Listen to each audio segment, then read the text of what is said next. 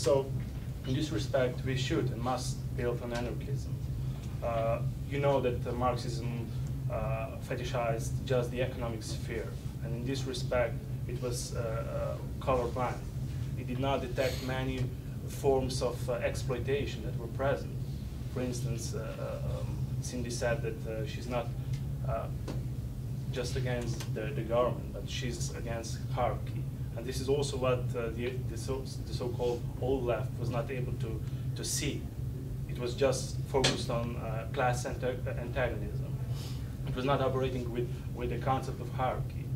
It was focused just on economic exploitation and not on domination.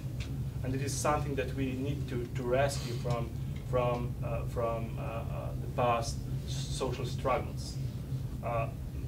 As far as I went through the program, the majority of panels were focused just on this: how to organize the economic sphere, how to organize the consumption, and so on and so forth.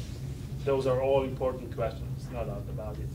But what is important is to really broaden the specter of our struggle, to include also the issue of domination of men over women, of humanity over nature, and so on. So we can see that there are many important things that we cannot find within Marxism, and therefore the holistic approach towards building a new social movement, a new political struggle, forces us into this merge of Marxism and anarchism.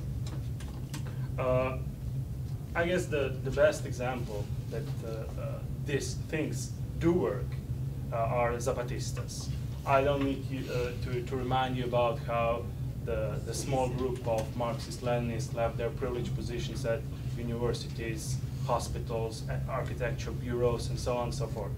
They went to Chiapas, they met Tzotzil, Tzaltal, Toholabal, Mam, Chol, Zoke, Mayan groups. And in this process, something new emerged, Zapatismo. That is something that is above all ideologies, above certain currents, and allows us this flexibility, this possibility to adopt. If you read the declarations from Lacandon Jungle, you can see how they were able to reinvent themselves. Paco Ignacio Taibo once said they're like a magician, pulling a rabbit out of a hat, then a basket of roses, then a pigeon, and so on. So you can see how they, in the first declaration, addressed just the Mexican nation. They were focused just on the indigenous question. In the sixth, they addressed the question of transsexuals, of homosexuals, of workers, of unemployed, and so on. So you can see this possibility of ordinary people from Chiapas to broaden the specter of their fights and include all other that are also marginalized. But this invention is a dangerous thing if you like to be a pure soul, or if you would like to have just a clear-cut solution that fits to a certain group.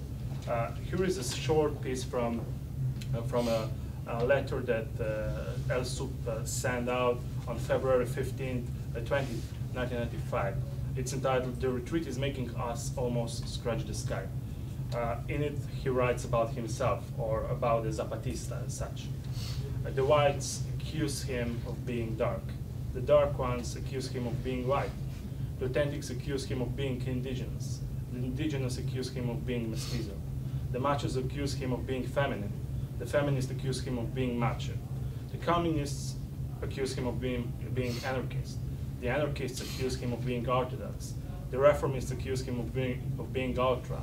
The ultras accuse him of being reformists. The historical vanguard accuse him of calling the civil society and not the proletariat. The civil society accuses him of disturbing their tranquility.